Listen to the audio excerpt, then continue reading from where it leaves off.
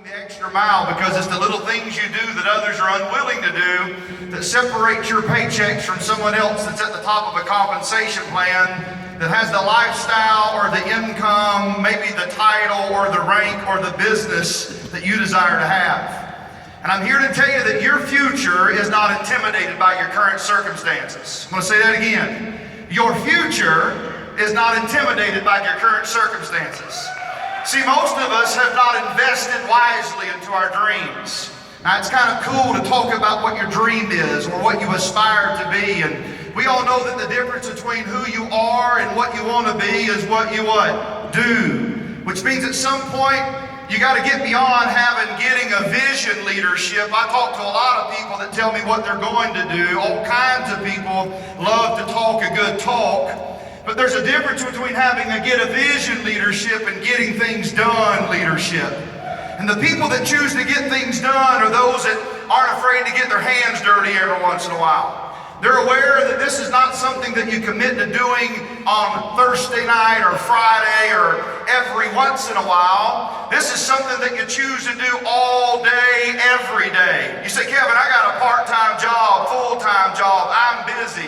Everybody in the room is busy. But you can spend your entire life busy being broke or busy being productive. Guys, I don't know about you, but I want to be productive.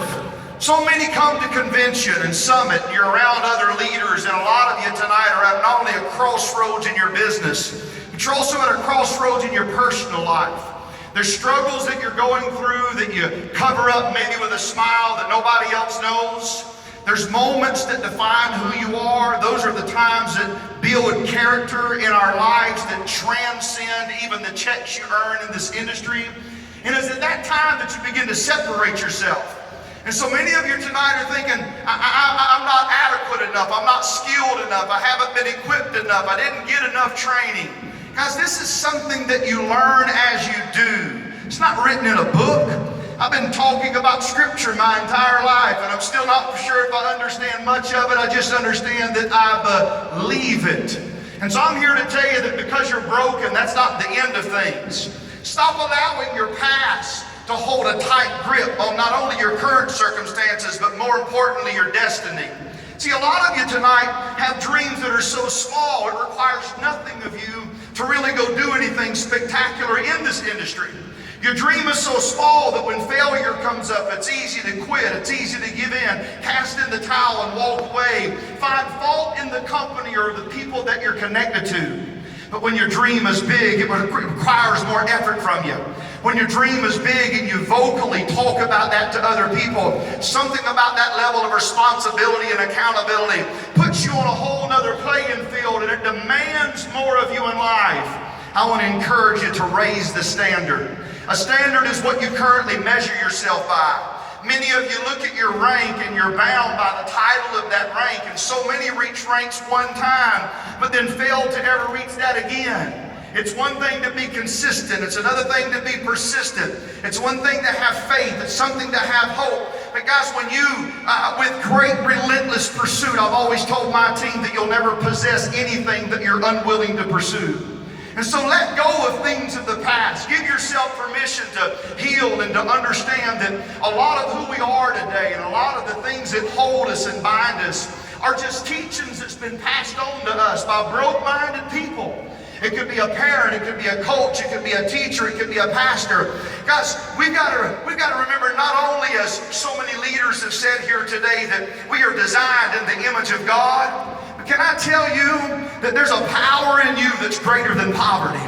There's a power that if you were to allow it to become unleashed in the presence of the people that you're sharing this information with, they'll become also passionate about being part of your journey. Because we live in a world that's very dark today.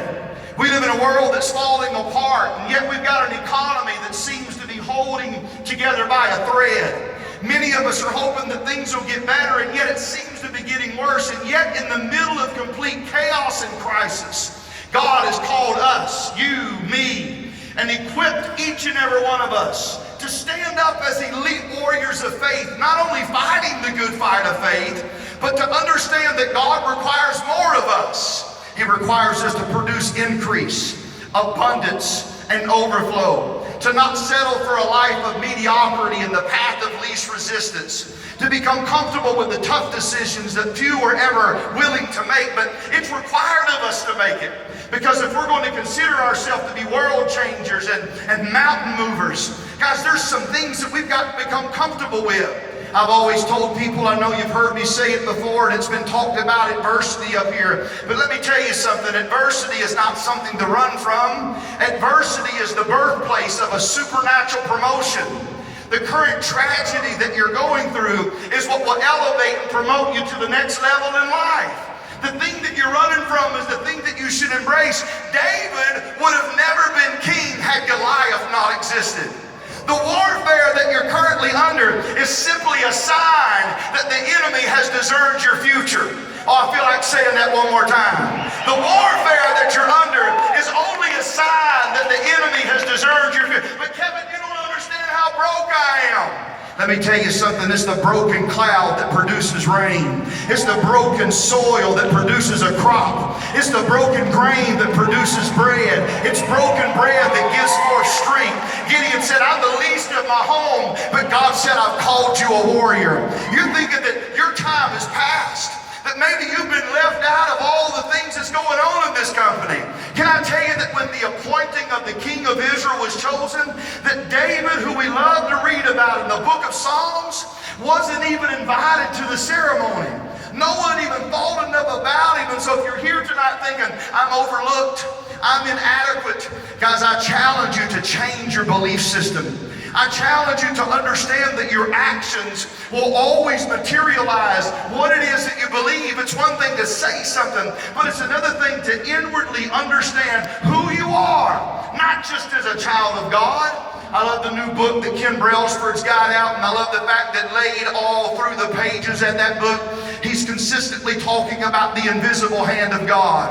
Maybe you have felt that alone in your journey. And maybe you thought that just because things wasn't going your way that somehow maybe God has forgotten you or left you by the wayside. I'm here to tell you, that's never the truth. It's in the middle of those times, in the valley experience, that you feel like nobody understands.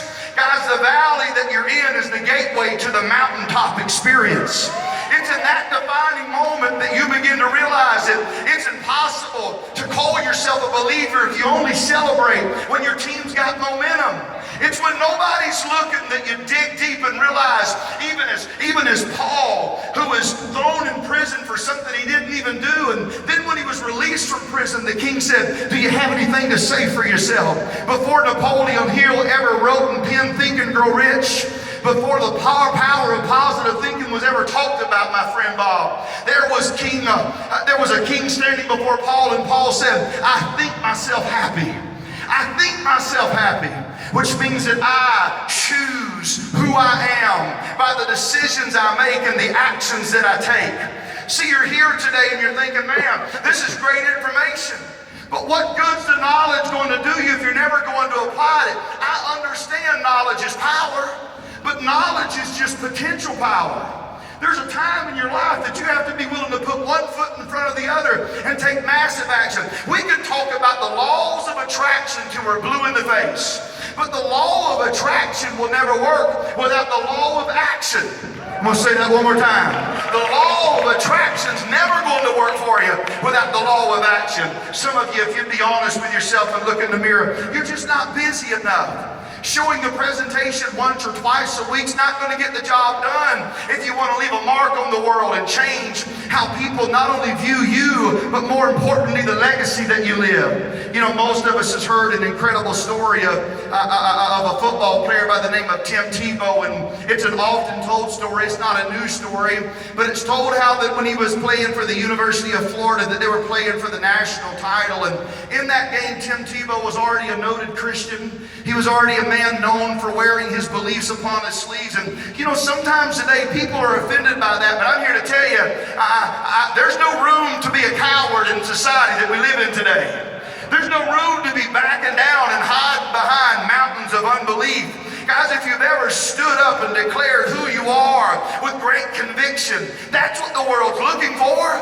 They're looking for someone that says, I know how to get where you've never been before. It'll be bumpy along the road, but follow me. That's the disciples that we're trying to create. That's the message today.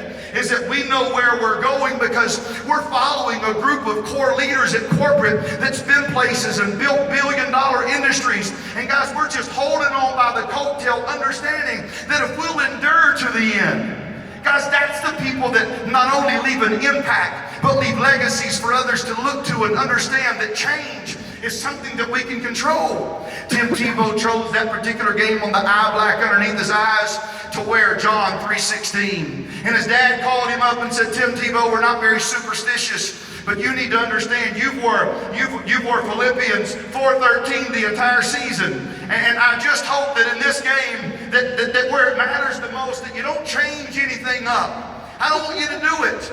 And Tim Tebow said, no, I feel compelled to put John 3:16 on the eye black. Guys, in that professional football game, they went on, he won MVP, they won the national title. And then all of a sudden the next day, one of the assistant coaches calls Tim Tebow up and said, Timmy, said you broke a record last night. And he broke many records on the field. But he said, I'm not talking about those records. He said, during that televised football game last night on national television, he said, we just found out that John 3:16 was Googled 93 million times. Let me just tell you something here today. This is bigger than Zija. Guys, this is just an extension of ministry. That's all this is. Somebody today said we're not selling, we're sharing. That's all we're doing. We're just sharing the gospel in a different light. We've been mandatorily commissioned to live an abundant life, but you can't do that when you self-sabotage your journey with unbelief. I hear another story of a guy that was born in slavery, that was the first African American to ever be nominated for vice president. His name was Frederick Douglass. And Frederick Douglass said, I was a slave, not only to a system, but to man. And I was treated as next to nothing. And he said, I prayed to my Heavenly Father for 20 years that he would set me free. And he said, I never heard the voice of God one time give me an answer. He said, but then I got up and I straightened myself and I began to pray with my legs. Guys, that means that we got to at some point move away from a whole lot of talk and start moving into taking some action. You want Zija to be a $1 billion business? You want the 10-year anniversary to have 15, 20,000 people? You've got to get a little bit bigger vision. See, if your vision can be materialized with a hammer and a shovel, it's too small. If your vision can be materialized with a hammer and a shovel, it's too small. You got to have a vision that takes dump trucks. You got to have a vision that takes millions of dollars in liquid cash. You got to have a vision that scares most people to death. Oh, I know without a vision people perish. But vision without action is just more acclamations and proclamations and affirmations. That's not who we are. We're a different group. The culture of Zija comes from the founder of the company, and it breathes down life to every single person that's connected to this. See, you can tell a lot about people by the people that they choose to call friends. Friends are a prophecy of your future. Look around the room today at who our friends are.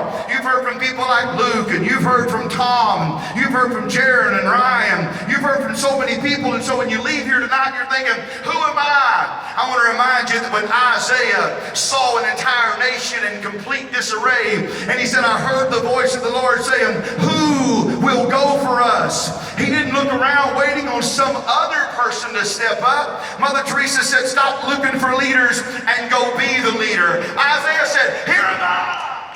Woo! Here am I. Send me. That's your declaration tonight. Stop waiting on the upline to come run a meeting for you. Stop waiting on the next time that a double black diamond or a super galactic crown triple diamond elite will come into your house and do a home meeting. Step up to the plate and declare yourself leader of the community that you're in, and to understand, just as Tim Tebow had John 3:16, listen to this, Googled over 93 million times. I meet people in this company that have huge vision, but you have a silent voice. You want your voice to be heard in the local community? Go choose to build a business so big that others have to stand up and recognize that what you're doing is unique and different than anything anybody's ever done before. We love to quote that greater is he that's in us. How many's ever said that before? Greater is he that is in me than he that is in my, what, sickness? He that is in my circumstances? I want to close with something. I want you to understand this. If the spirit of Babe Ruth lived in Kevin Mullens, I'd hit home runs. That's what Babe Ruth does. If the spirit of Michelangelo was inside of me, I'd be a mighty sculptor and a world-class artist. If the spirit of Shakespeare was inside of me, I'd write great plays. If the spirit of Dr. Pennuel was in me, I'd take my clothes off on stage. But if the spirit of the living God is inside of you, I'm not worried about who my Father is tonight. There is no limitations to who we are and what we can accomplish. We love to say that with God all things are possible. But he went on to say that he gave us a measure of faith, and he said, with you, nothing is impossible. It's simply things that we have created in our mind that are fictitious and do not exist. I want you to start praying with your legs. I want you to leave out of here, and I want you to find the people that you're connected to and the leaders that are sitting up here at these tables. I want you to find them and say, here's what my goals are. And don't create goals that are so small that it requires no effort or sacrifice from you. Set some goals that require some bleeding out of you. Set some goals that will stretch you and make you become a better leader. And for the leaders in the room, guys, now's not a time to go into management mode. Now's not a time to sit behind a desk and try to build a business through webinars. You got to get out and lead people and let them know that you care. Guys, you got to lead by an example. I had a pastor that would say, Kevin, as a leader, if you want your people to bleed for you, you got to be willing to hemorrhage for them. If you want your people to bleed for you, you got to go get in the trenches with them. You got to do things with them that nobody else is doing. I asked my mentor one time, Paul Orvis, and I said, Paul, how many people do I got to recruit before I can stop? He said, until. I said, until when, Paul? He said, until you don't have to do it no more. I said, Paul, how long do I have to go before I can rest? I feel a little weak and tired in my body. He said, Kevin, until. I said, Paul Orbison, until when? He said, until you get the job done. Guys, we haven't scratched the surface of what Zija International is doing on a global scale. We've got a chance and a compensation plan and a product that is unmatched in the industry.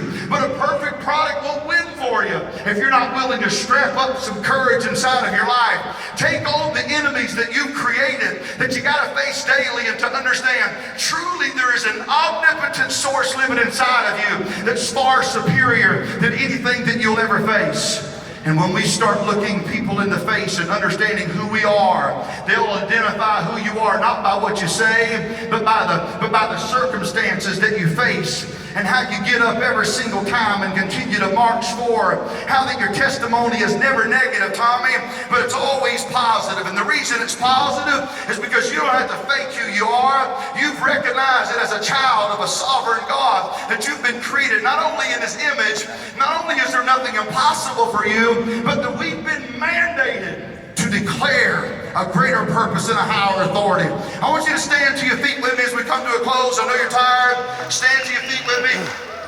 I want you to repeat after me, and when you do so, you got to do it with some conviction in your heart. I will not quit.